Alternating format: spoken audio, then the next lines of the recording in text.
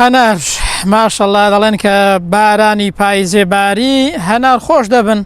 جا ئێستاش قسەی خۆمان بێ بارانەی پاییزێباریوە و هەنار خۆش بوون، بەڵام بەر لەوەی هەنارەکەی بخۆین وەرن با لێرەوە لێکدانەوەی خەونێکتان پێ بڵێم سەبارەت بە خواردنی هەنار و ئەو کەسەی کە هەنار لە خەوێ دەبینێت.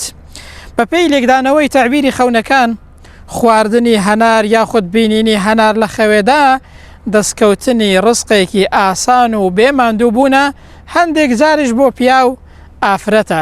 هەناری شیرن لە خەوێدا دەستکەوتنی ماڵ و سامانێکی باشە و شتێکی زۆر چاکە.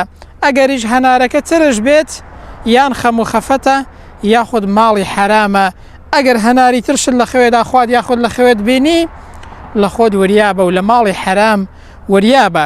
دەڵێن ئەو کەسەی کە لە خەوێدا توێکڵی هەناری بخوات نەخۆش بێت بە ئیزنی خوای پەروەردگار لە نەخۆشیەکەی چاک دەبێتەوە. جا ئەگەر هەنارێک لە خەوێ دیت دەنکەکانی گەورە بن ئەوە زۆر باشە و دەستکەوتنی ماڵێکی زۆرە، ئەگەر دنکەکانی گچکە بن دەستکەوتنی ماڵێکی کەمترە. هیوادارم هەناری شیرن و دەنە گەورە لە خەوێ ببینن و بە حاڵەتی ئاسایش هەر بخۆن. هەر ساغ و سەلامەت بن. هیوام سەلامەتی هەموو لایەکتانە.